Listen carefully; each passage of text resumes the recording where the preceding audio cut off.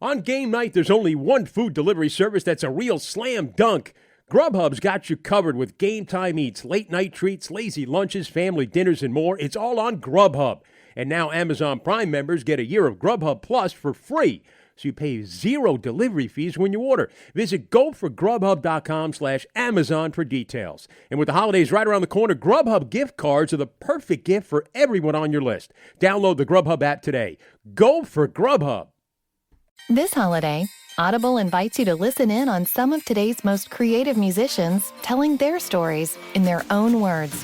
Origins is an Audible Originals podcast series featuring music and memories from artists like Billie Eilish, Camilo, Doja Cat, Flying Lotus, and more. Discover what shaped their creativity and get drawn into the immersive sound design that lets you feel the experiences that inspired them. Start listening to this innovative new series at audible.com/origins. AT&T believes that if you want a smartphone, you should get the best deal on that smartphone, no matter what kind of smartphone person you are. People who reply to texts immediately. Emoji overtexters, emoji haters, custom emoji makers, app personalizers, and alphabetizers. Even those who blast music off their phone at the gym. At AT&T, we give new and existing customers our best deals on every smartphone. Save up to $1,000 on our most popular smartphones with eligible trade-in. Offers vary by device. Terms and restrictions apply. See AT&T.com or visit an AT&T store for details. Hi there, I'm Zach Braff. And I'm Donald Faison. We're real-life best friends, but we met playing fake-life best friends, Turk and JD, on the sitcom Scrubs. 20 years later, we've decided to rewatch the series one episode at a time and put our memories into a podcast you can listen to at home. We're going to get all our special guest friends like Sarah Chalk, John C. McGinley, Neil Flynn, Judy Reyes. Show creator Bill Lawrence, editors, writers, and even prop masters will tell us about what inspired the series and how we became a family. You can listen to the podcast Fake Doctors, Real Friends with Zach and Donald on the iHeartRadio app, Apple Podcasts, and wherever you get your podcasts.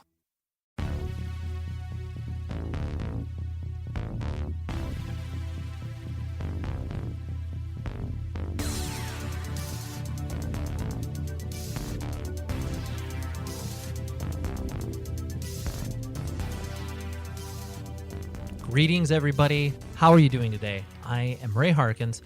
I'm sick, but you're listening to 100 Words or Less, the podcast, so I apologize if I don't sound as animated as I normally am.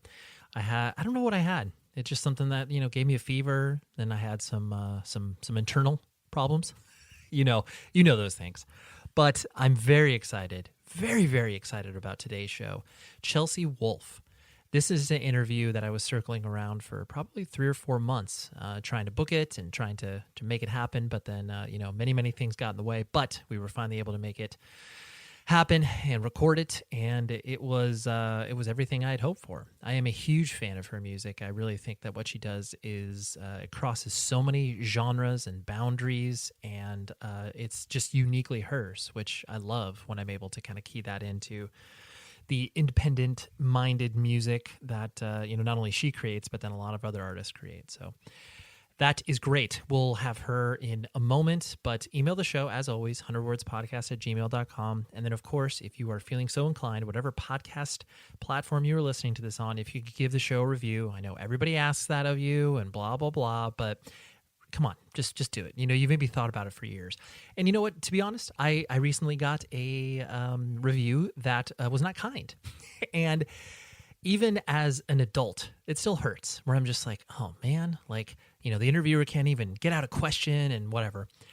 And a lot of the times I'm just in my head, I'm like, well, I'm technically not a journalist or interviewer. I'm just trying to have a conversation. Of course, I have these questions, but sometimes I'm trying to I'm doing the best I can. Okay, and if it's so annoying that you don't listen to it anymore, I understand. There's plenty of other things, but for those of you that come back on a week-to-week basis, I appreciate it. So, anyways, yeah, leave a review. I would appreciate it. And I'll be, like I said, or not like I said, but in a previous episode, I said I was going to be taking a break at the end of March. I'll probably be taking 2 weeks off. I'll keep you guys posted on that. But partially just because I'll be touring in Japan with my band. And it's really hectic to keep up with stuff when you're traveling internationally. But anyways, here's Chelsea. I do not want to waste your time anymore in any of this intro stuff. So here she is, and oh man, so exciting. So here we go.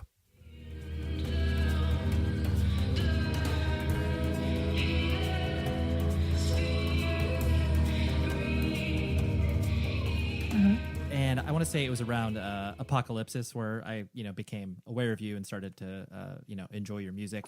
And, I come from like the punk and hardcore scene. So, a lot of weirdo art obviously gets thrown into that, which, I would say that you definitely get thrown into that around that time, where it was this, interesting combo of like, PJ Harvey, country, gothic nods, like all this stuff in a blender. Whereas like, now in 2019, because a lot of people, kind of throw a bunch of stuff in a blender. Back then, it didn't really seem like many people did that. I presume that's obviously a function of you just basically being like, well, I like all this stuff. So, of course, I'm going to, create this music as opposed to, something else. Yeah, I mean, I think essentially I didn't really overthink it.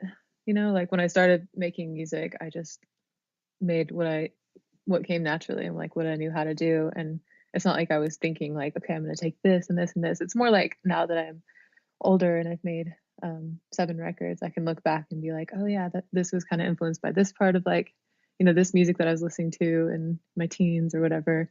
And just kind of sort of to like piece together all the different influences that have been there without me really thinking too hard about it. Does that make sense? Absolutely. Well, I think that's the part or the fun part about, starting to trot your music out there when you're younger is that you're just like, well, yeah, I like all this stuff. So I'll just, you're not overthinking it because you're just executing on your instincts, I guess. Yeah, totally. I would probably use the word instincts and instinctual about 100 times because that's kind of like, that's kind of my main vibe of like art and music and just the direction that I follow is I'm always kind of following my instincts to take the next step. Yeah. Well, I mean, that it makes sense from that perspective because you are not, I think when you use the word calculated, that's when you start to enter the kind of, overarching music business and trying to be successful or whatever and chase that whole scenario. Yeah, exactly. I was just thinking how calculated is kind of the opposite of instinctual. Yeah, absolutely. And so, I know that you were born in Northern California and, from the sounds of it, just from other interviews and, places you've spoken about, is that you were completely immersed in, artistic endeavors with, your dad playing in a band and, you doing a lot of writing as a kid. It seems like because of those, I guess, surroundings and how you were expressing yourself at that time, there was pretty much no other path for you besides just being, kind of a weirdo art kid or, were there other things that you obviously kind of like leaned into, whether you were like, oh yeah, I really like sports or, Legos or whatever, Yeah. I mean, honestly, my childhood was kind of like strange and dark oftentimes, but I also feel lucky that I did have a lot of like creative outlets. I had a very creative upbringing. Like you mentioned, my dad was in a band and they had a home studio. So there was a lot of like, overhearing them practice and him teaching me how to do some little recordings. And then my mom has always been like, just trying different creative stuff like painting and sewing and stuff and drawing and things like that. So there's a lot of that around. And I spent a lot of time at my grandmother's house as well, who was creative in a more spiritual sense. Like she did some training in the mountains for like a year and then came back and was teaching me aromatherapy and practicing Reiki on me and stuff. So there was kind of that aspect as well. So yeah, it was nice to have those outlets. And I think, as I got older, I just kind of, again, started diving into a lot of those different areas naturally, just because that's how I knew how to cope with life in the world and understand things. Mainly it was always writing though. And just whether it was poetry or eventually songs, just putting stuff into words in my own way just kind of always like brought me comfort and always brought me like a sense of place and belonging in a world where I kind of felt like I was always a bit of an outcast. And yeah, I think as I got older in high school, I started to feel like too much of an outcast and maybe like tried to be a little more normal. I just remember always thinking like, I just wish I was normal. I just wish I was normal. And so I did try to like get into sports and stuff. I was pretty much awful at all of it, to be honest. Like, sure. Like track team and water polo and stuff. And it was great because I was like really, fit and made some new friends and stuff like that. But it just wasn't really like what I was meant to be doing, obviously. But high school, honestly, like, is that really like the person that you are for the rest of your life? I think you're just kind of trying shit out and figuring it all out. So sure. Right. Yeah. You definitely wear a lot of different skins. You don't think of it at the time, but to your point of what you're saying, where you're like, I'm just trying to find a place where, not only do I fit in, but I feel, somewhat quote unquote normal.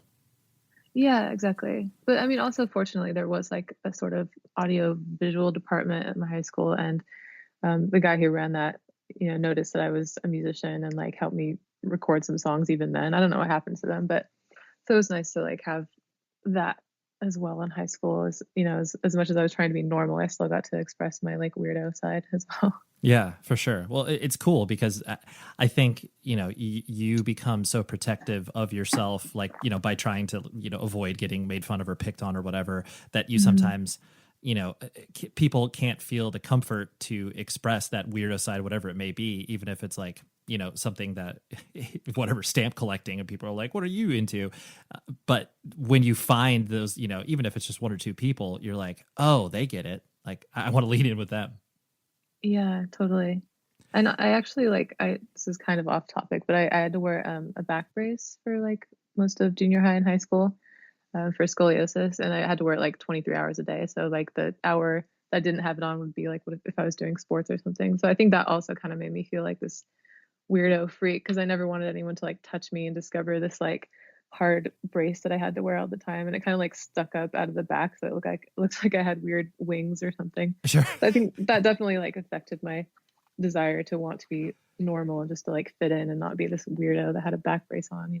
Right. Like, under no circumstances are you to give me a hug, because then you'll find this thing and then you'll ask me questions, and I don't want that. Yeah, totally. Was that because it was like, I guess, because I have scoliosis as well, but it wasn't, it's not degenerative. So like, was yours, they obviously had, I mean, you had a pretty serious case of it then, it sounds like. Yeah. I mean, to the point where I had to wear that back brace for like almost 5 years, I think. Wow. For 20, like I said, 23 hours a day. But I mean, it worked. I didn't have to have surgery. So that was a blessing. Yeah, no, right. Yeah. You're like, I'd rather do that than, get cut open. Yeah, looking back, definitely, I think it was okay. And I think it built a lot of character for me because I connected with other outcasts, and I would go like sit in the bushes with the weird kid that ate his lunch in there. And like, I would just try to connect with all the other like people that felt like freaks, and I think that was kind of cool. Yeah, absolutely. Well, especially too, because you had, I'm sure, like, when you brought friends over to your house, or, they got to know you a little bit and they started to see, it's like, what's Reiki? And, what do you mean your dad's in a band? Like, that's probably when you started to recognize that your upbringing wasn't, as conventional as maybe your peers. Totally. Yeah. And so, it also sounds like, kind of on that same token, that you were experiencing a lot of sort of, adult stuff that kids maybe not get exposed to until maybe in their teenage years or whatever. I know because you have older siblings, correct? Like sisters? Mm-hmm. Yeah, I have a sister and a stepsister. Yeah. Okay. And, I'm sure their influence weighed on you as well in regards to, them showing you kind of, older people stuff and everything like that. Or was it your kind of, I guess, curiosity and desire to learn about things that, maybe don't happen for people until a little bit later on in their life? I think it was just like the influence of, thinking they were really cool, and like they just hung out with these like bad boys, and so like, and I was a couple years younger, so like when they were like 13, I was like 11, and we were drinking and partying and stuff like that. So I definitely had an early exploration into that realm for sure. Sure. Well, I mean, I'm sure a lot of that too is the whole sort of, small town, like we're just bored, like what do we do sort of stuff. Yeah. Well, I mean, I lived in kind of like the outskirts of town, like an old suburb. So there's not really much to do out there. Right. I think that's a traditional suburban white trash story is you just kind of like, you just start to party at a young age because there's nothing else to do. Sure. Right. Yeah. Go to the local park or, find someone's garage or whatever. Yeah. Did you, as you started to, go into high school and start to try on these different skins and stuff like that, did you care about school? Like, did you enjoy, any aspects of it as far as, different, math or science and English and that sort of stuff? Or did you just kind of like, well, I'm going to do this because I need to do it? Yeah, I always loved English and I always loved reading from a young age. So that was, a good class for me. And I liked the photography class. There wasn't like a huge music or arts program at my school, but when I was a senior, they finally got like a guitar teacher, or a guitar class. The teacher didn't actually know how to play guitar, but he was like the the general music teacher for the school. And so that was cool because that was like the first time I was introduced to like all these, like kids like playing Nirvana and shit like that. And I'm like, what is this music? I just came in there with my acoustic guitar, and like Sure. suddenly I'm like, I want an electric guitar. Like, let's go this route. So Right. that was cool. Yeah, that's because then, yeah, when you go to classes like that, everyone is bringing their own influences, and then you start to, even though you may not like it or understand it, you're just like, oh, okay, at least I understand, maybe where my personal preferences lie on the spectrum. Yeah, it was just really fun to be exposed to all this different stuff. And I was like a pretty big dork, so it was cool for me to like finally get introduced to like, I mean, I was listening to like some good trip hop and stuff. I didn't really have a lot of good rock music in my life at the time. Uh-huh. Right. Yeah. And where were you getting kind of your, musical input, as it were? Because, sometimes it's older siblings, or sometimes it's, the local weirdo at the record store and stuff like that. Where was stuff getting passed down to you? I mean, a lot of it was from my dad. Fortunately, I got a lot of good musical influences there, but it was all older, like Fleetwood Mac and Led Zeppelin and Black Sabbath and, Johnny Cash and stuff like that. So I was definitely introduced to a lot of good music at a young age. And my mom was listening to like Bonnie Raitt and Joni Mitchell. So I had all these great things, but I wanted to find my own, like my own generation's music. So I don't know. I think I would just like browse the local record store. We had this cool record store called Tower when I was growing up in Sacramento. And I would just kind of like wander around and see what stood out to me. And yeah, Tricky was like one of the first ones. I think also I would like see who was on the cover of like Spin or whatever, and like read those and just be like, okay, I'm gonna check out, Bjork or PJ Harvey or Massive Attack or whatever, like whoever was like in these magazines. Mm-hmm. Yeah. I love that. I mean, Tower Records, I live in Southern California, and Tower Records was a huge thing for me as well. Just kind of wandering the aisles and looking at things, like, even though you had no context for what it was, like, I'll never forget, we're looking at Cannibal Corpse and being like, oh my God, what is this? Like, tomb of the mutilated, like entrails ripped from a virgin's cunt. Like, what the hell is this? But like, it was, I didn't buy the record because I was terrified of it, but just like having that physical experience of like, I got an hour to kill. Like, I'm just going to wander around and like, maybe I'll find something that speaks to me. Yeah. And then I think they used to have those listening booths there as well, which was so cool. That's such like something that's missing in society now. I mean, there might still be some record stores like that, but that used to be such a thing. It's so cool. Yeah, for sure. The listening booths were such a huge thing, and like they had like maybe 2 or 3 in the store, and then sometimes I remember being just like a really stupid punishing kid and just like lining up behind somebody, just like hey, just waiting, right? It's like, come on, dude, give him some space. But no, I was excited to listen to whatever it was that was in there. Mm-hmm. And so did you get like, good grades in school? Like, did you, I guess find yourself, quote unquote, applying yourself, as a counselor would say? Not really. Like I was like average, I wasn't getting like straight A's or anything like that. And then math was really difficult for me. Like I failed math a few times and had to like retake stuff.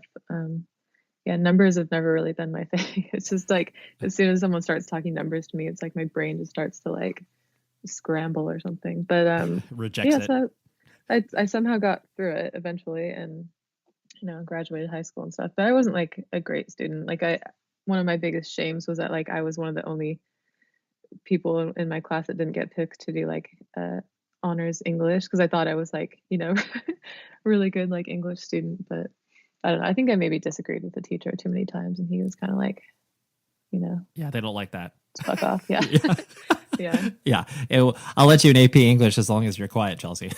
Yeah, exactly. And you're like, I mean, I was quiet, but for some reason in English class, I just always wanted to like share my stupid opinion. Right. Well, I mean, I think people that, get drawn to the creative arts, I think, English is, such a parallel, because there are so many different interpretations of it. Clearly math is black and white, but when you get in there and you can have a discussion with an adult about how you feel about Catcher in the Rye, it's like, oh my gosh, like you feel like you have some voice or power. I know, totally. Even though they're like, yeah, you're wrong about that. Yeah. It's like I identify with Holden Caulfield, and it's like, okay, well, you need to meet with a counselor after school. Right, totally.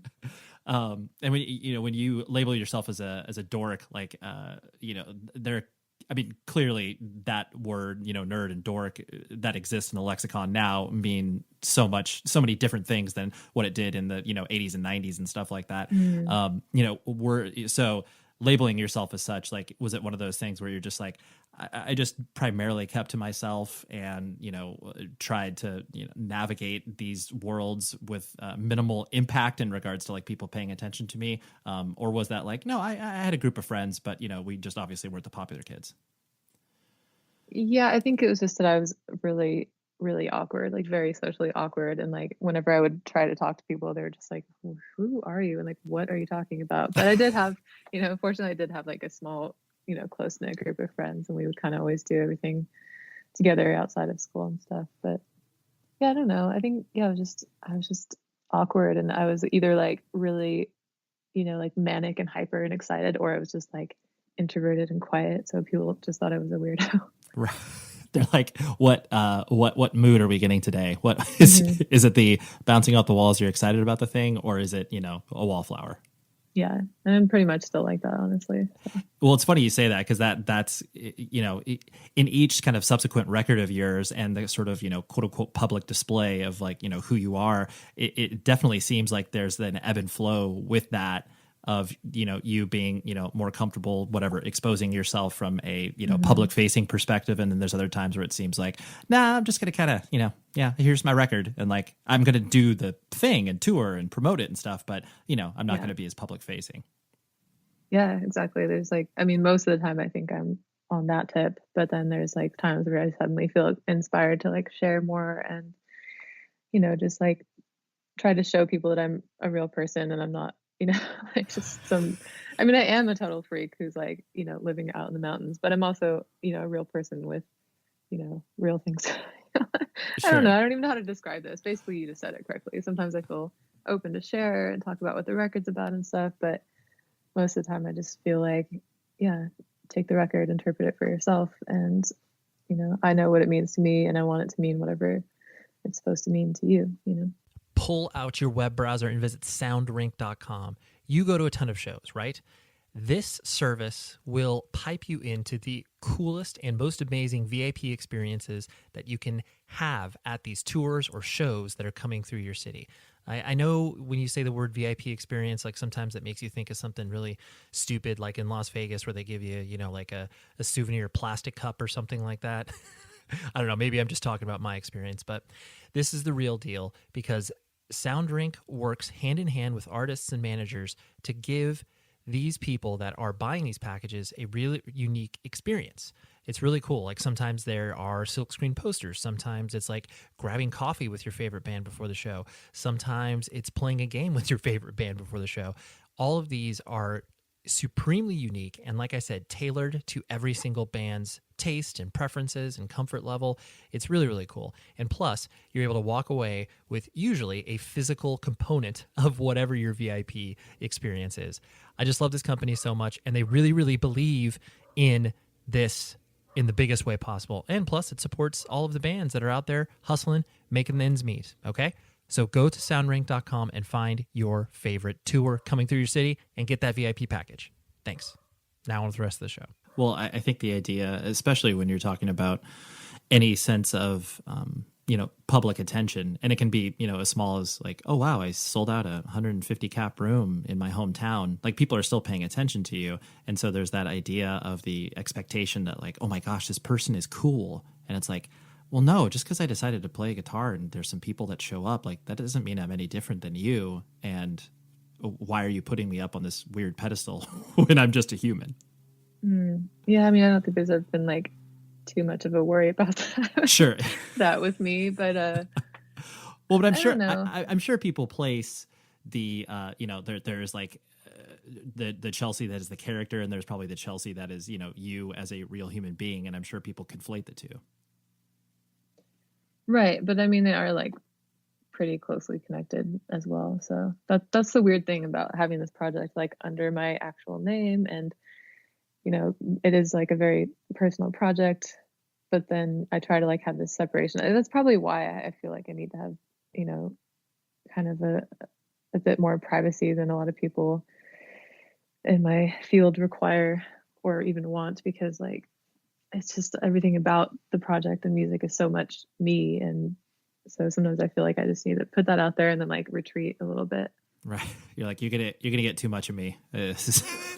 Yeah. Yeah. And it's just, I don't know. It's like, I've, especially lately, I've started saying no to so many things. And I think it might be a little frustrating to some of my team, but it's just like, I'm really not, I don't know. Like, I just want to have good conversations and, you know, do a few really cool photo shoots and stuff. I just don't feel the need to be like putting myself out there all the time, especially because like I used to do that a lot. And then there would just be so many, you know, so many, especially like photos and stuff that I didn't feel comfortable with. I didn't feel like they had really anything to do with me. It was more just like this team of people who wanted to like, I don't know, do whatever they wanted to do. And then I just felt like I looked and felt really awkward and stuff. So I've just kind of been like, I don't know, using people that are really close to me to do like photos and artwork and stuff like that from, you know, for the past couple of records, and sure, stepping back a bit from like, you know, people that I've never met before, like trying to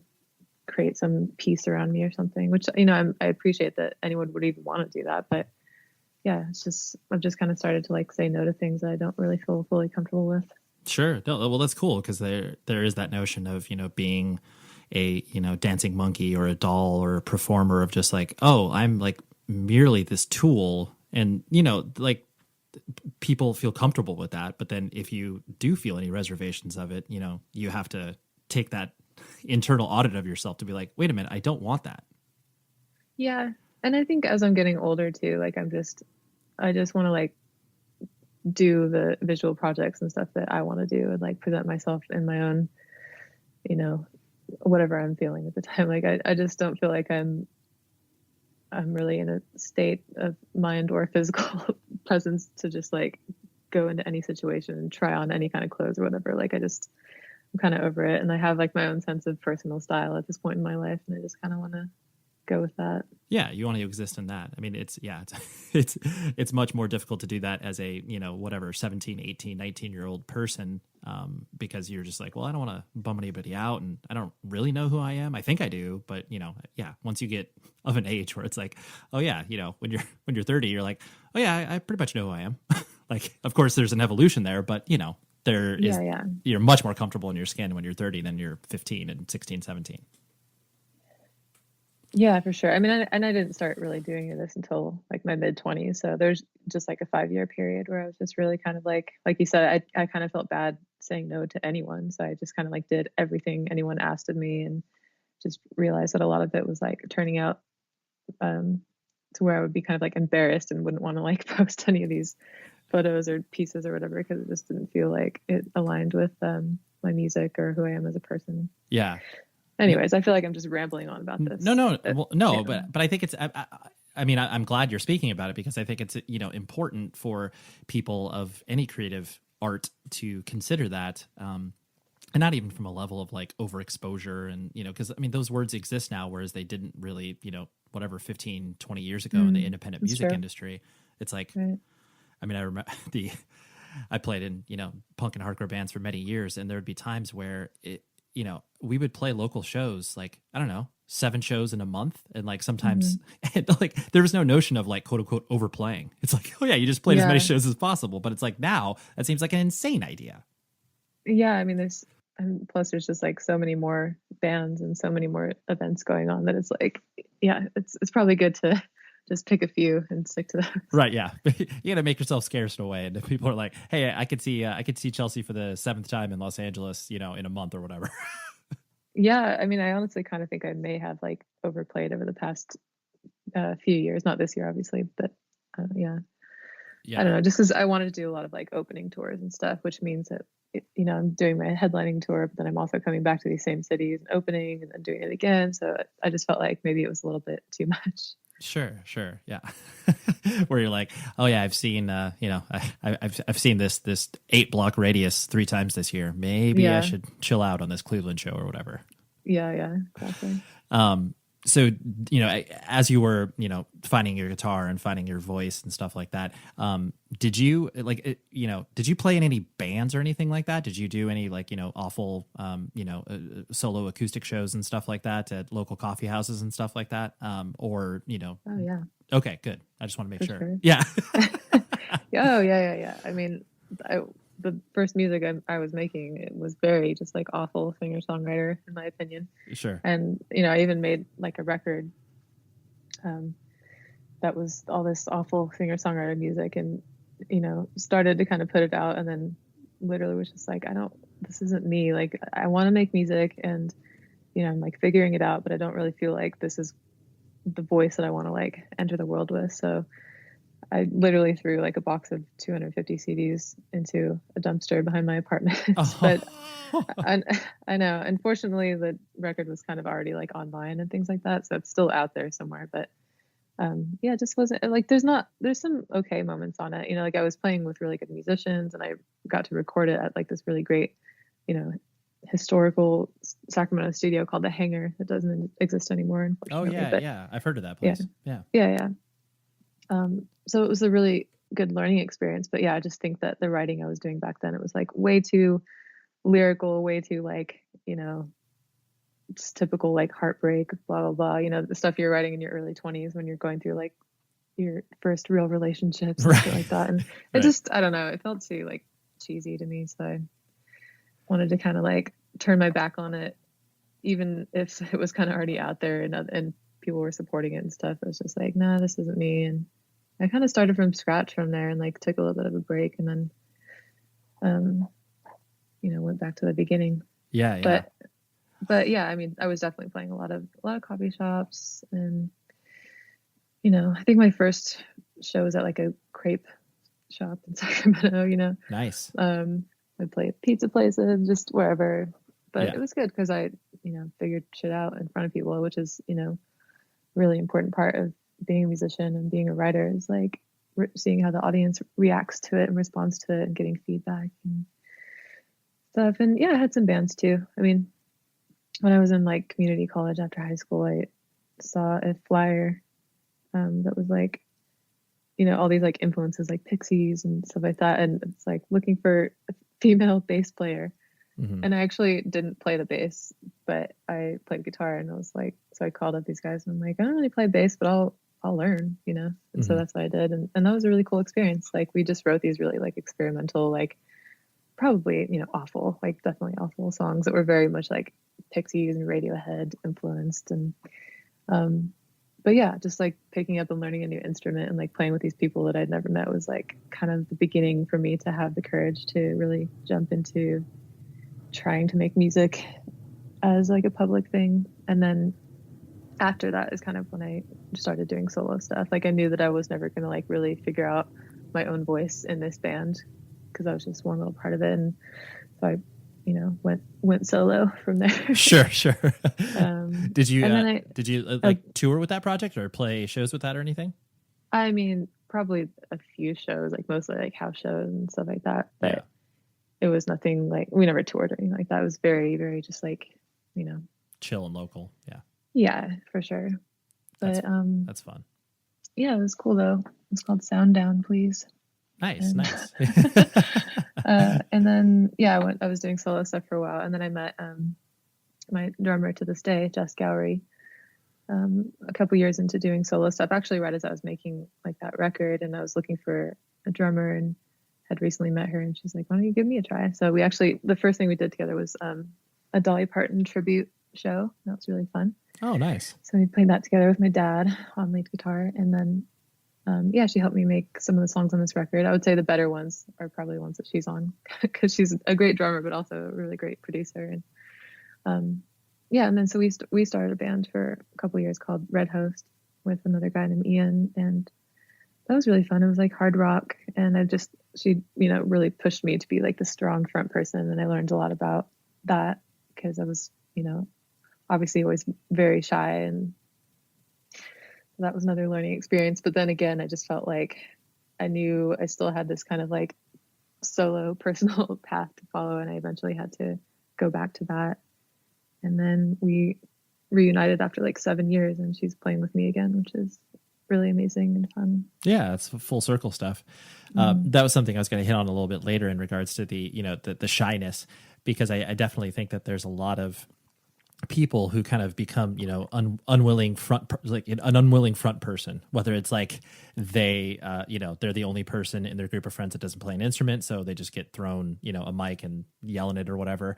But then there's always that idea that, I guess I'll be the person that is going to, sing this thing. And, clearly with a solo project, like you have no choice but to do that. But, I guess how did that, I guess shyness, I mean, because, clearly it still exists because you are who you are. But, how do you, what was the evolution of that for you to be like, okay, I feel comfortable enough where I can get up there and not be like, 100% awkward. I can maybe like dial it back to like 95% or something. Yeah. Yeah. Well, yeah, I mean, it's not like I was an unwilling front person because, I always had an instrument in my hand, like anytime I've been in a band or doing my own stuff. But, it's more just that I kind of always knew that my voice was my main instrument and my best instrument, like I'm an all right guitar player, but like at the end of the day, I'm really, a singer and a songwriter. So I think that I kind of was like maybe an unwilling front person in that way, where like that was my main talent in the musical world. So even though it wasn't like my super desire to be like this front person, I just kind of had to learn how, and eventually, connected with it at times. But yeah, and after Red Host, I started playing solo shows again, and I went to a friend's house before a show at a coffee shop, and she had just got this like used book about like Victorian mourning fashion, and like there's a lot of Victorian houses in Sacramento, and like Victorian fashion and stuff like that is just a thing there. And we were all kind of into it, me and my friends. And so that night I dressed like a Victorian, widow in mourning. And I just wore like this long black dress, and I sort of fashioned like a lace veil out of this old lace cardigan that I had, and played the show like that. And I mean, I kind of did it on accident, but then once I was playing like that, I just realized that it helped me so much, because I felt like there was this, barrier between the audience and myself. And it wasn't so much about what I looked like or having to have this presence, I could just focus on the music and on singing. And so I actually stuck with that look for, a couple years, and, played small shows and bigger shows like that. But during the apocalypsis era, let me solve all of your holiday shopping problems right now by talking to you about the premium audio products from Raycon. They have wireless earbuds, headphones, and speakers that offer premium sound. I personally adore the wireless earbuds. I've been using them for 4 or 5 years. They got a ton of battery life. We're talking 54 plus hours. It's incredible. And honestly, I have gotten them for gifts for my significant other. I've gotten them for my family and friends, and they all come back to me and they're like, dude, this is incredible. Why have I never used these before? And I'm like, I don't know. That's your fault. That's why I am here to help you. And for the next month, Raycon will have a countdown to Christmas with a new pop-up flash deal for you to take advantage of every single day. Now, what can you do? You can go to buyraycon.com/Ray and get the best deals around. That gets you 15% off site-wide with code HOLIDAY plus free shipping. That is code HOLIDAY at buyraycon.com/Ray for 15% off your Raycon purchase and then free shipping. So again, go to buyraycon.com/Ray, solve all of your shopping problems, and then maybe, toss a pair of headphones there for you. Okay. Maybe just an idea, but thank you, Raycon, and buy them now. We know that women deserve to be heard and protected. But what is it about trans women that makes so many people, in particular men, turn a blind eye to hate and violence against them? Hi, I'm Zach Safford, host of In the Deep, Stories That Shape Us. In this episode, you'll hear from T.S. Madison, who began her career as a sex worker, and she's not afraid to speak about it. Through her bold personality and her work as a producer and artist, she's become a pillar in the LGBTQ+ community, representing self-love and acceptance. Listen as Maddie explains the many hurdles she had to overcome and how she persevered, becoming the best version of herself. Listen to In the Deep, Stories That Shape Us, an iHeartRadio original podcast coming to you on the iHeartRadio app, Apple Podcasts, or wherever you listen to podcasts. The next chapter in your story includes knowing your status. Learn more and press play on your future at hivtestsnow.com, sponsored by Gilead. What's the worst thing about sports? That's right, all those breaks in play. But you can make them all better by using GrubHub. You wouldn't have a movie night without snacks, so why would you settle for a halftime without food? GrubHub has every food you could possibly crave, from national favorites to local spots. Reorder your regulars or find something brand lip-smackingly new. You can search by city, cuisine, restaurant name, or if it's a firm favorite, even by menu item. Delivered on time at the lowest price. Order through the GrubHub app or online at grubhub.com. That's grubhub.com. And of course, don't forget, with the holidays right around the corner, GrubHub gift cards are the perfect gift for everyone on your list. Now Amazon Prime members get a year of GrubHub Plus for free. That's $0 food delivery fees from your favorite restaurants. Visit goforgrubhub.com/Amazon for terms and details. Go for GrubHub.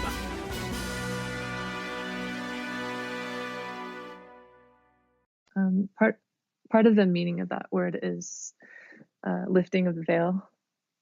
Mm-hmm. And so it kind of just felt like symbolic to finally get past that and actually lift the veil and like connect with the audience and learn how to make eye contact and learn how to find a stage presence within myself. It wasn't just, putting something in front of my face. Sure.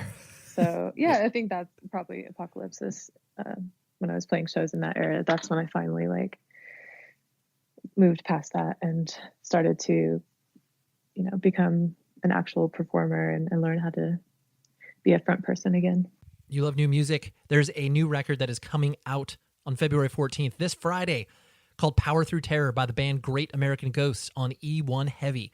I love this band so much. I got keyed into them many years ago on their subsequent releases, but this is like the full culmination of what they've been working towards. And, really, it's kind of, even though they've put out new music, it's kind of their debut LP in many respects. So we're going to listen to a song called Prison of Hate, and we'll check it out. So here.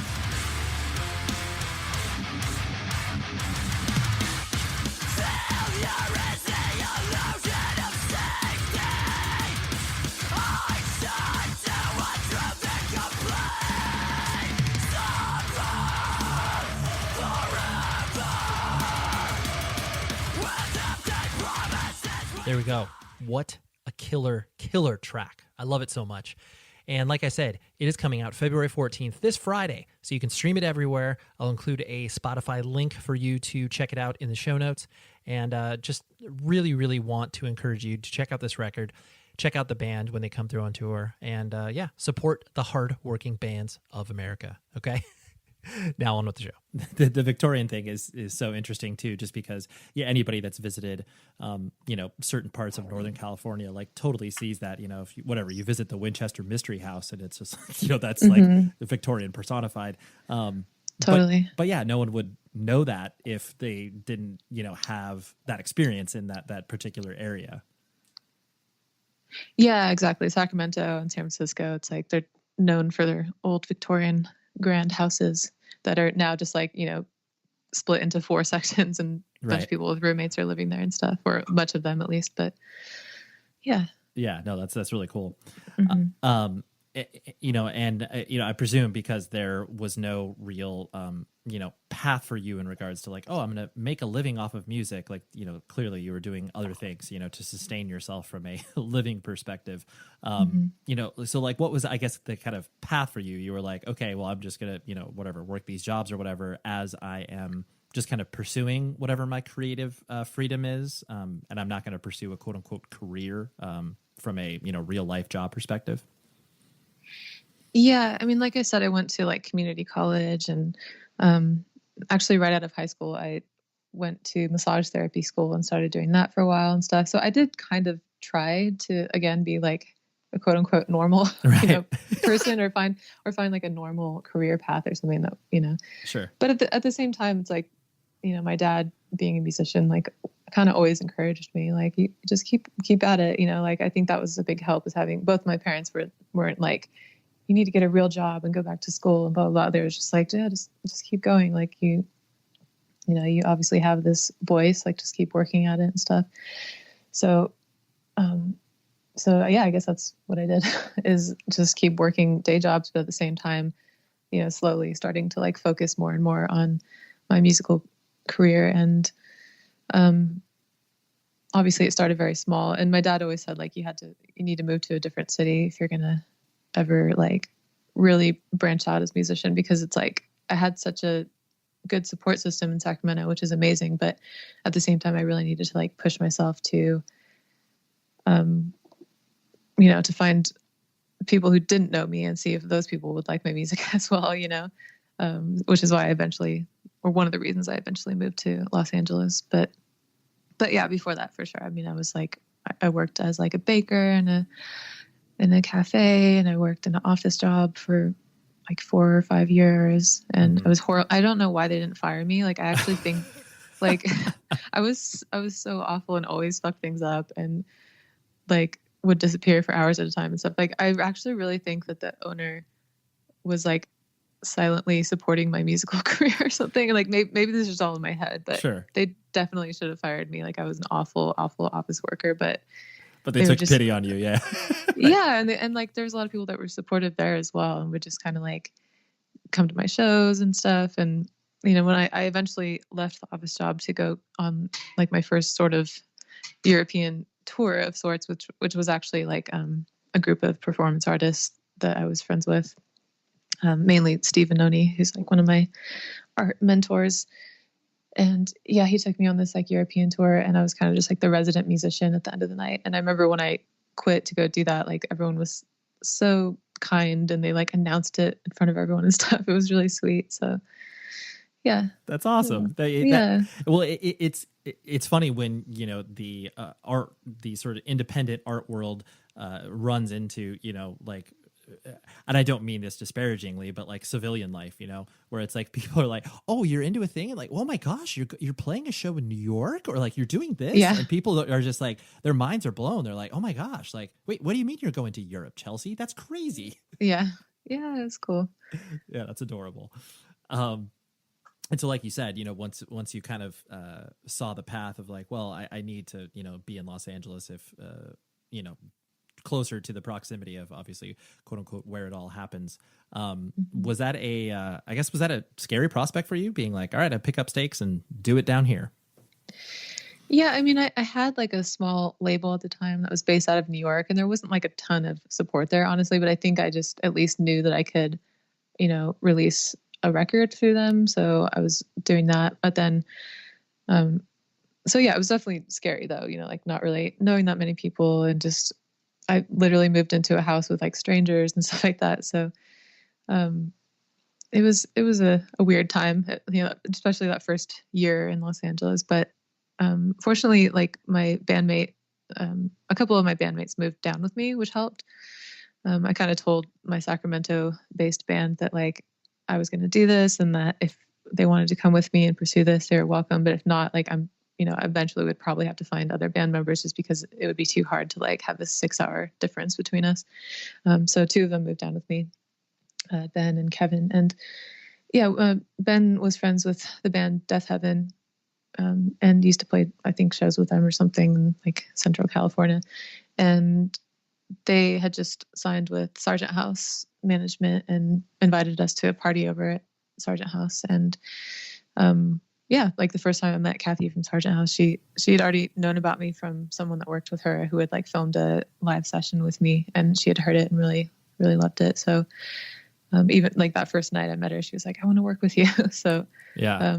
So yeah, after about like a year of living there, maybe even less, like fortunately I found this sort of like home, and, you know, Kathy and her team really took me in and, you know, helped me get out of like another musical situation that wasn't ideal and stuff. So yeah, fortunately I found my place pretty quickly. And it's not like I found like a big music scene. It was just like having this support from, you know, this like rad woman manager and her label was really, really helpful, and kind of like started to redefine myself as an artist through having this strong support system. Yeah, no, that's really cool. I mean, yeah, Kathy's a great person. I worked with her many, many years ago. She used to manage this band called Planes Mistaken for Stars, and I signed that band to a record label, and so I got to know her there. But like, it was always very cool. Yeah, it was always really interesting to see her. I mean, even then, so that was like early 2000s. Her attempting to build this sense of community that many labels attempt to labels and management companies attempt to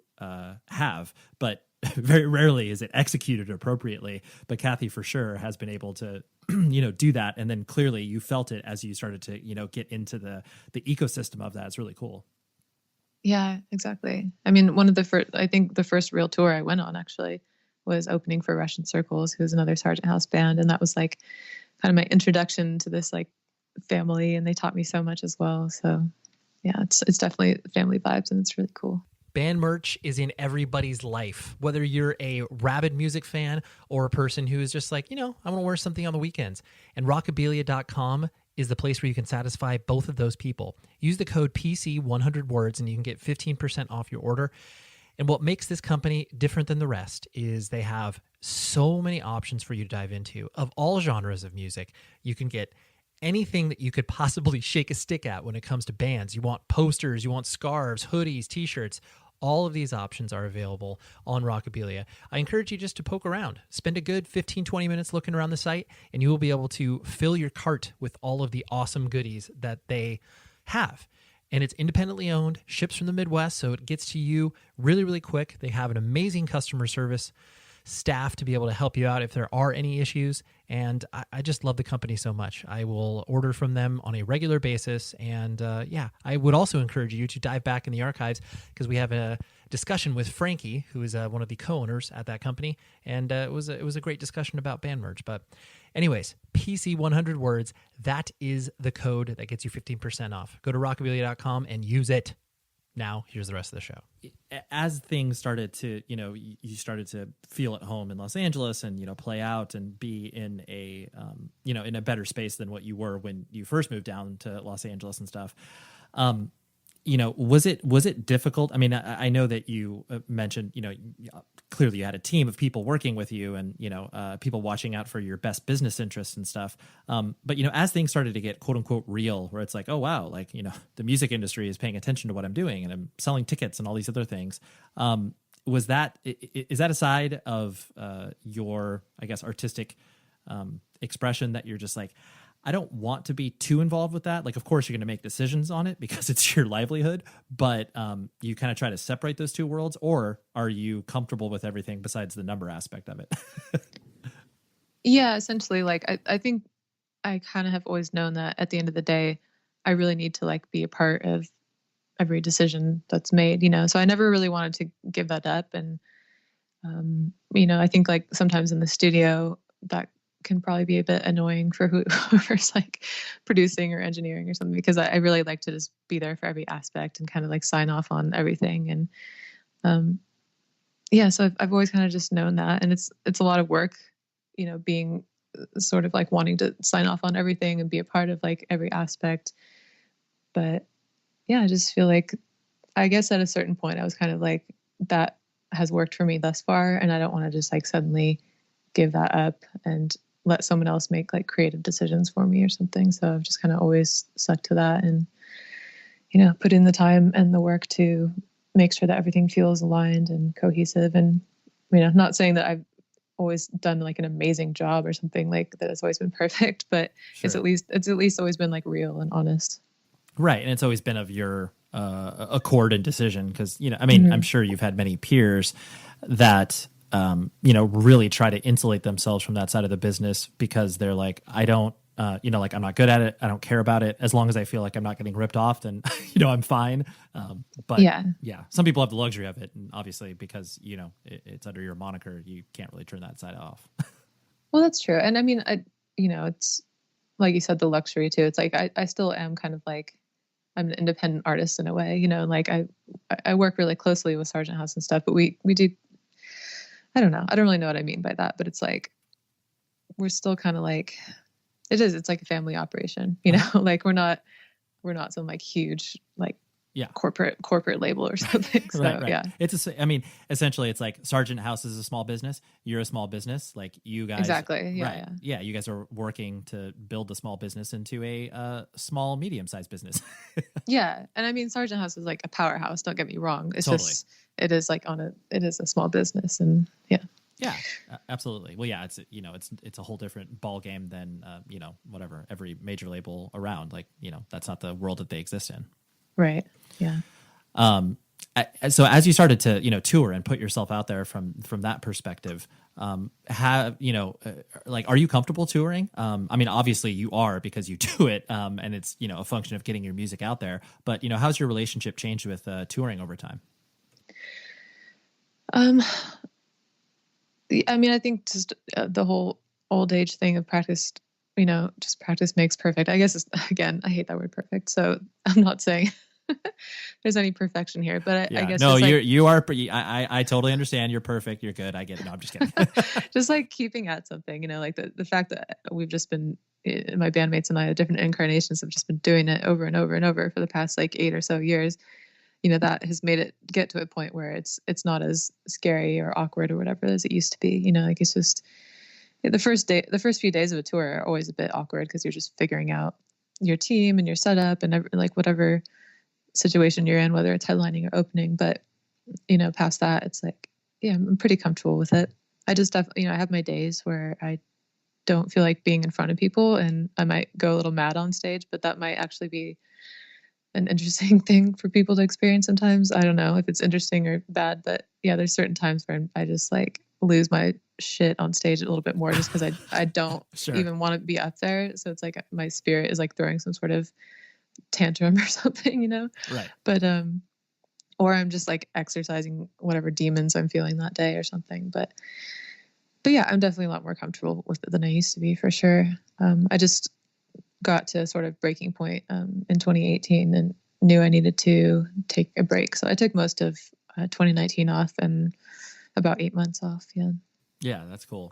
Well, I think too, there becomes this sort of like perpetual motion machine that musicians get on of the, okay, here's my album cycle. And, here I have to, in that album cycle, I have to fit in writing for the next one. And then, when you don't experience anything sort of, artistic or connected to real life, that's when bands or artists, write their second or third record about touring, it's like just, and then it becomes, kind of a cliche at that point. So, I commend you for stepping away, because you have to, in order to be able to, I guess, not only recharge that physical battery, but then, actually get ideas.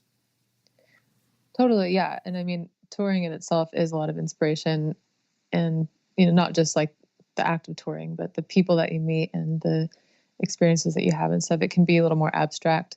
But I also actually did write a few songs on my newest record about being on the road, but I actually kind of wanted to write that classic, like on the road feel, Sure. Because I love those old songs that are like, about being on the road and like the beauty and the chaos of it all and stuff. So I definitely channeled that into like the song Highway and a little bit on the Mother Road and Deranged for Rock and Roll and stuff. But again, it's kind of in my own abstract way, I think. Yeah, for sure. Yeah, not calling you a walking cliche by writing songs like that. Oh, but, no. Yeah, but it's just the notion of, feeling so creatively spent that you have to lean into writing, 12 to 14 songs about that, tour bus experience or whatever. Right, exactly. And I knew that I needed to like focus on a bit of like personal healing and focus on, my own, spiritual practice and stuff like that, because there's just not a lot of time or space on the road when you're constantly surrounded by people and constantly in motion and stuff to really focus on those things. And that definitely has been like a great source of inspiration this past year, being able to spend the time to do that. Yeah, no, that's incredible. And kind of on that same tip, the, because you were exposed to a lot of that stuff, like the metaphysical nature of, the world and nature and, the big questions of, is there a God? Where do we go after we die and stuff like that, clearly, weaves itself through your music. And, I'm sure that the people that are fans of what it is that you do have a very intense relationship with you. And I'm sure, if they get a chance to, speak to you after show and stuff like that, the conversations you have are probably pretty, for lack of a better term, intense. Do you kind of notice that sort of, I guess, boomeranging effect of, you're intense and then the support is intense and that sort of like cycle that happens? Yeah, for sure. And I mean, especially the feedback on this last tour that I just finished a few weeks ago, like the feedback was very much that we went through something together in this show, because a lot of my songs are, like you said, it's like about exploring the afterlife and asking the big questions and, showing both sides of the story and, the beauty, but also the darkness of everything. And so we're kind of going through this like shadow process together. So that definitely does bring up a lot of, different stories with the. We know that women deserve to be heard and protected. But what is it about trans women that makes so many people, in particular men, turn a blind eye to hate and violence against them? Hi, I'm Zach Safford, host of In the Deep, Stories That Shape Us. In this episode, you'll hear from T.S. Madison, who began her career as a sex worker, and she's not afraid to speak about it. Through her bold personality and her work as a producer and artist, she's become a pillar in the LGBTQ+ community, representing self-love and acceptance. Listen as Maddie explains the many hurdles she had to overcome and how she persevered, becoming the best version of herself. Listen to In the Deep, Stories That Shape Us, an iHeartRadio original podcast coming to you on the iHeartRadio app, Apple Podcasts, or wherever you listen to podcasts. The next chapter in your story includes knowing your status. Learn more and press play on your future at HIVtestsnow.com, sponsored by Gilead. On game night, there's only one food delivery service that's a slam dunk. A home run, a hole-in-one, a touchdown. Sorry, I got a bit carried away there. It's GrubHub. For game night eats, late night treats, and sweet and salty faves you crave, lazy lunches, delicious family dinners, and more, it's all about the GrubHub. We all have days when cooking just isn't in the cards. GrubHub is there when you need it most, offering up everything you want from national favorites to the best-kept secret spots in town, ensuring that there's truly something for everyone. Right now, Amazon Prime members get a year of GrubHub Plus for free, so you pay $0 in food delivery fees when you order from your favorite restaurants. Visit goforgrubhub.com/Amazon for details. And of course, with the holidays right around the corner, GrubHub gift cards are the perfect gift for everyone on your list. Who doesn't love the gift of food? Order online at grubhub.com or download the GrubHub app from your app store. Place your order and streamline your order and future food deliveries. That's grubhub.com or the GrubHub app. Go for GrubHub. Every week, hundreds of thousands of fans download the popular Stuff They Don't Want You to Know podcast to get to the bottom of popular culture's biggest myths. And now, the Stuff They Don't Want You to Know book separates conspiracy fact from conspiracy theory, from biological testing to our endless fascination with the Kennedy assassination. This holiday season, give the gift that explains the unexplainable. The Stuff They Don't Want You to Know book. Available now. Order at StuffYouShouldReadBooks.com or wherever you buy your books. With people that I talked to after the show, and again, for lack of a better word, I have heard a lot of intense stories relating to my music, but that's kind of like what keeps me going, to hear that other people are relating to these these strange journeys that I'm presenting to them through songs. And yeah, I mean, I think a lot of music is about asking the right questions rather than like answering the questions for you, so really I'm just kind of like presenting all these deep questions, and the audience and I are kind of like trying to figure out the answer together. In a world where everyone is confined to their homes, society begins its largest binge watch to date. In the hallowed library of Hulu, or perhaps on a shelf of DVDs you haven't looked at in a decade, is a show that perfectly encapsulates life in the early aughts and launched a friendship that would inspire millions. Hi, I'm Zach Braff. And I'm Donald Faison. In 2001, we starred in Scrubs, a sitcom that revealed a glimpse of what it was like to survive a medical internship. As Turk and JD, we explored guy love. Nearly 20 years later, a lot has changed. We're not Supermen, but we're still best friends. Given the mandatory lockdown, there's no better time to relive the series that brought us together in the first place. And we're doing it with a podcast. That's right, people. We're going to bring friends and crew members and fellow cast members and writers. And guess what? We're going to even invite some of you to to call into the podcast and ask all the questions you want of the entire Sacred Heart staff. Join us for Fake Doctors, Real Friends on the iHeartRadio app, Apple Podcasts, and wherever you get your podcasts. Yeah, I really like that representation because it definitely feels like, there are certain artists and the way that they express themselves is very much like, here is a blueprint of what I went through. And that can be helpful on one side, but then, on the other side is what you're doing where, well, not even on the other side, but another approach is just the idea of like, here is this, here are these thoughts. I don't have the answers. No one has the answers, but like, let's try to figure this out, whatever this may mean to you personally. And hopefully we can do it kind of together in this process. Yeah, exactly. Yeah, that's awesome.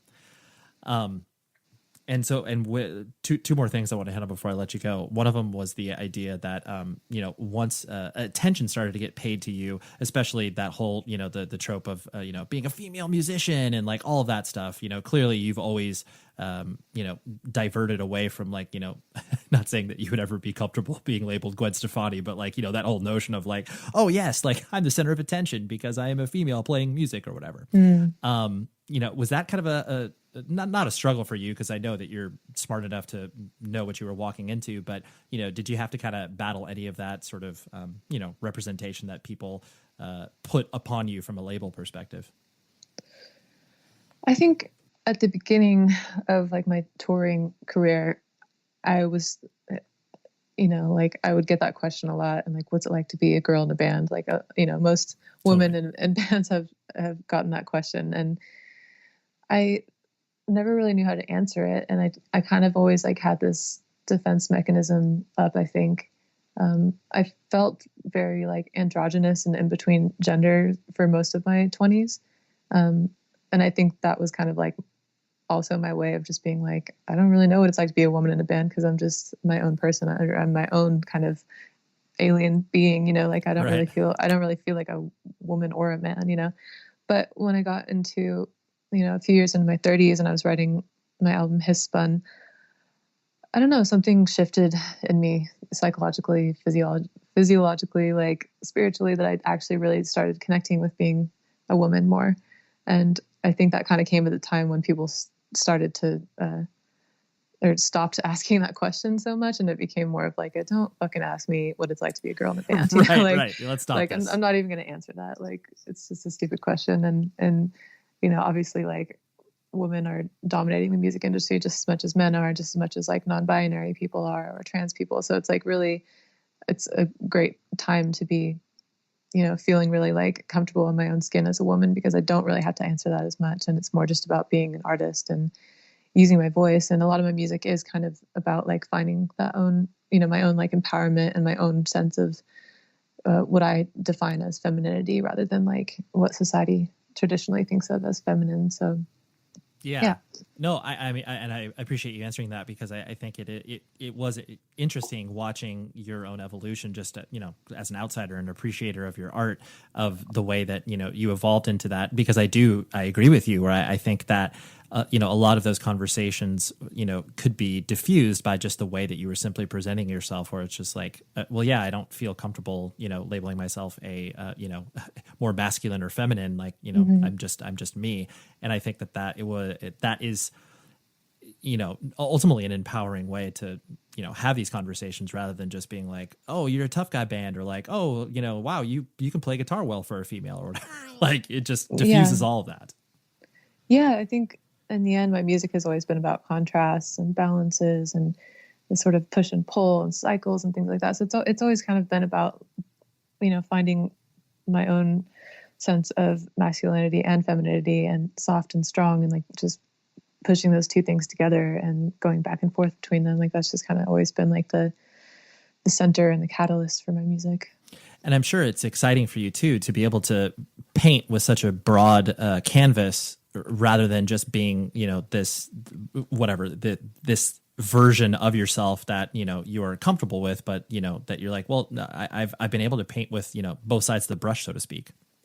Yeah, totally. And it's like, who knows, maybe in like 10 or 15 years, I'll start to feel a different way or start to feel more like I did in my 20s or something, you know. So it is nice to have these like different perspectives and this different feeling these past few years that I do feel more like, you know, comfortable being a woman and expressing that and stuff. But yeah. Yeah, that's awesome. The last thing that, you know, I always found interesting too about your, you know, art and music and everything like that is, you know, you were able to express a lot of heaviness without actually being, you know, the stereotypical version of heavy being like, oh my gosh, like, you know, they sound like Electric Wizard or whatever. And, you know, you've been embraced by, you know, many people that are, you know, into more heavier styles of music rather than, you know, and I'm painting painting people with a very large brush here, but, you know, I've always found it interesting because that people are willing to follow along on certain journeys as long as they're presented under a certain banner, where it's like, you know, being attached to Sargent House, people are very much, you know, they're like, okay, I'm along for the ride. Like, you know, this band cannot sound anything like these other bands or whatever, and I'll probably pay attention to it. Was it interesting for you to kind of get embraced by that particular community, like the more, you know, whatever, metal community, for lack of a better term?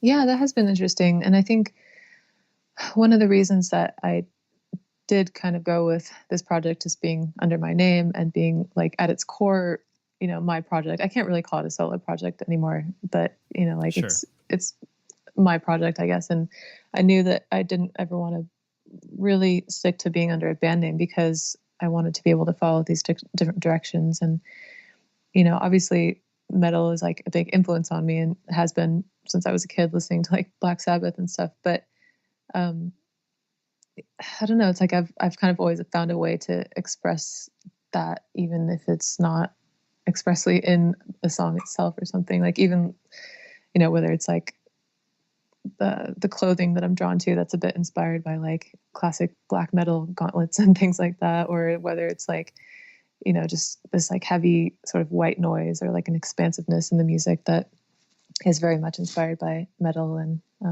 you know, my past exploring black metal. But yeah, I don't know. I mean, I definitely had a couple records that were leaning more into like the metal and rock and roll side, you know, like Abyss and His Spun.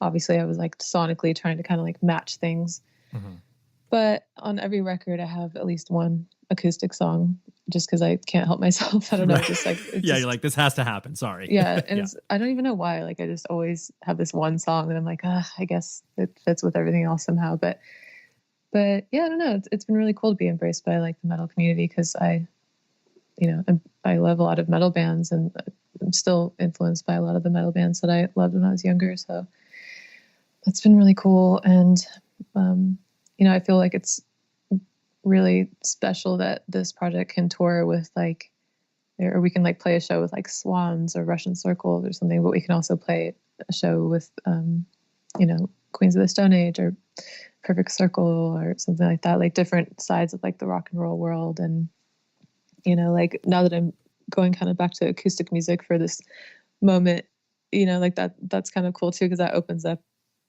another realm of possibilities of like bands to play with or festivals to play or something like that. But sure. I don't know. I feel like I'm just going off on a tangent now, but mostly I just, I feel lucky that not only the metal community has embraced me, but other communities have embraced me and just been, you know, like my audience has just been like really supportive over the years and just like down to kind of hear whatever I'm doing at the time without like putting too much judgment of like, this is this and this is this. Cause each album is very much like a combination of things that come together in my own way.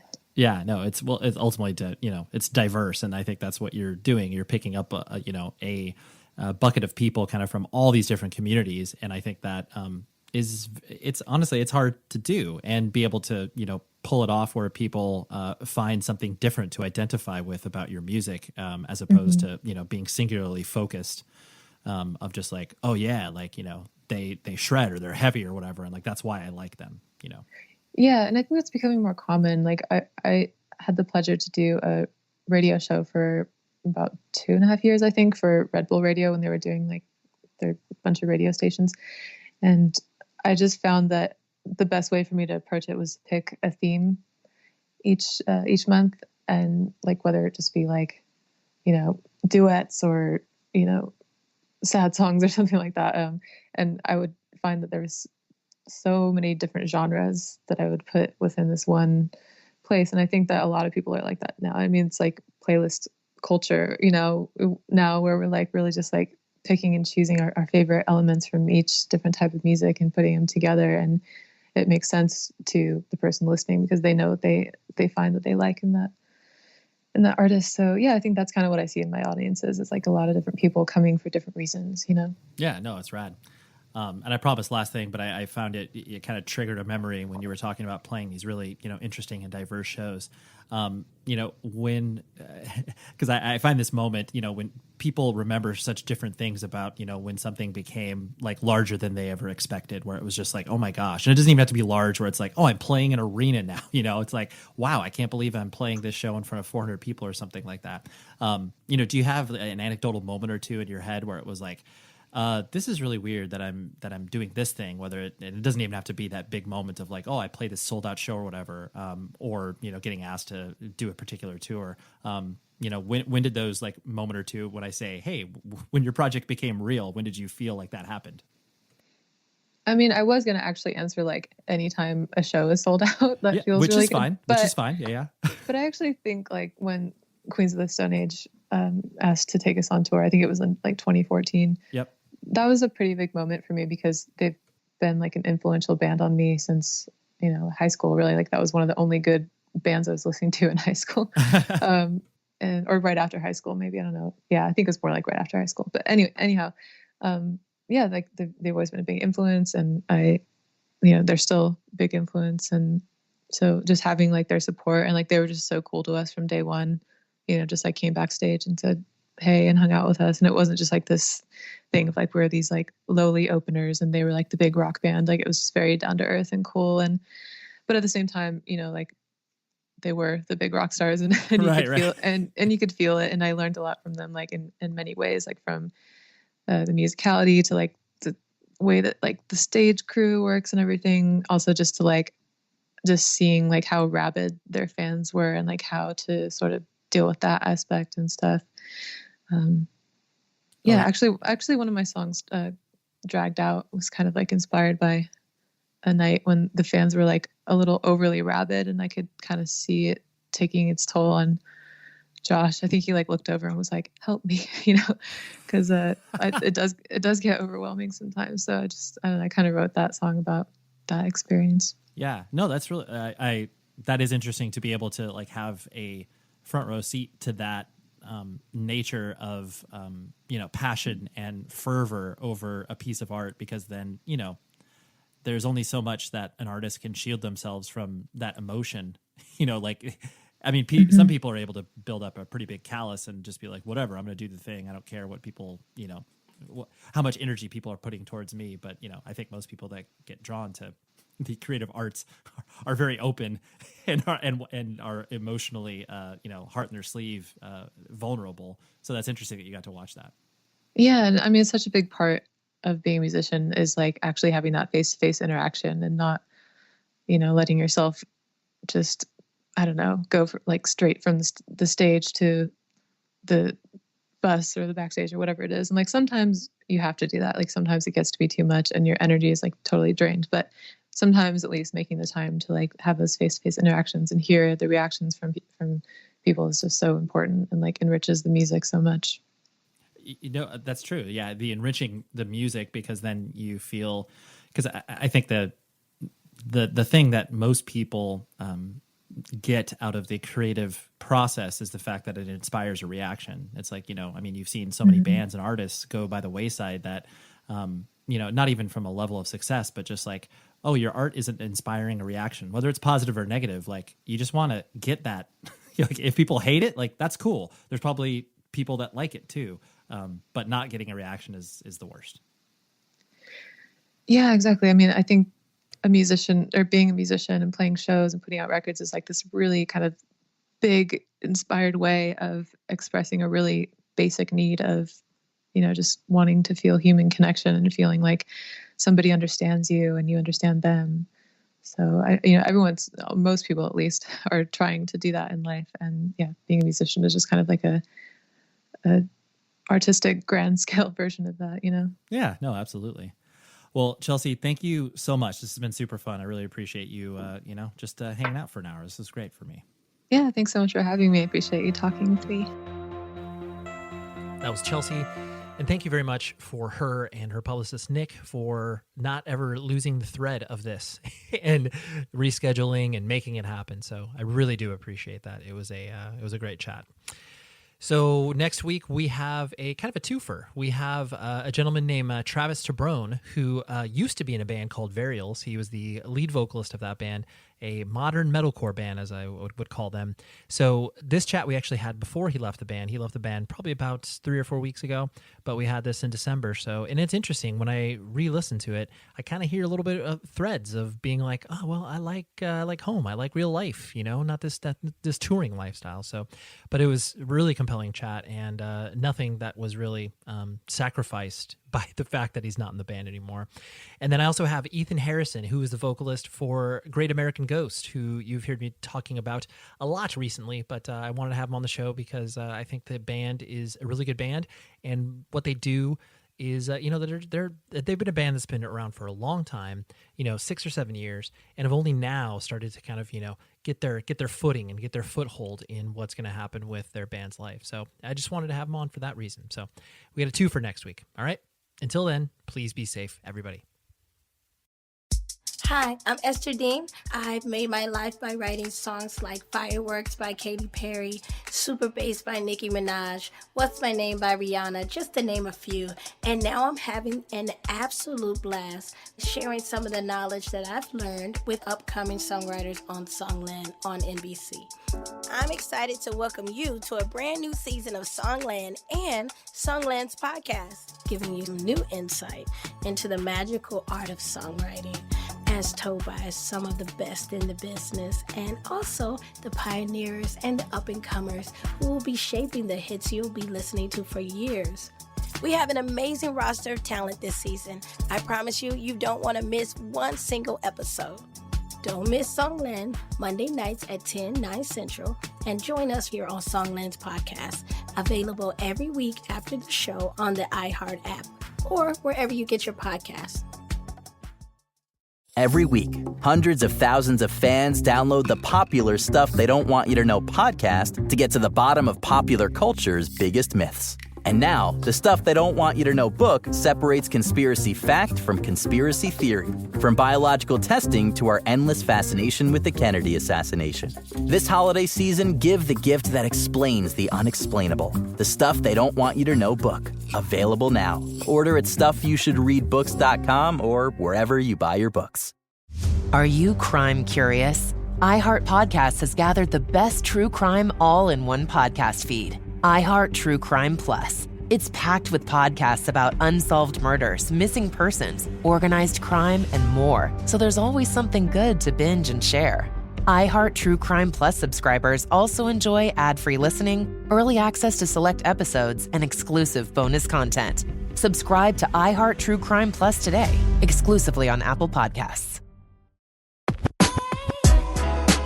Your favorite podcast, Therapy for Black Girls, is celebrating 5 years of empowering conversations as we continue to make mental health and wellness accessible. In addition to weekly chats with some of your favorite mental health professionals and other experts, we've flipped through the pages of your favorite romance novels with author Tia Williams, checked in with Grammy Award-winning artist Michelle Williams, and talked hurdles in sports, motherhood, and mental health with Olympic athlete Natasha Hastings. From our team to your podcast app, join us in celebrating 5 years of the Therapy for Black Girls podcast. Check it out on the iHeartRadio app, Apple Podcasts, or wherever you get your podcasts.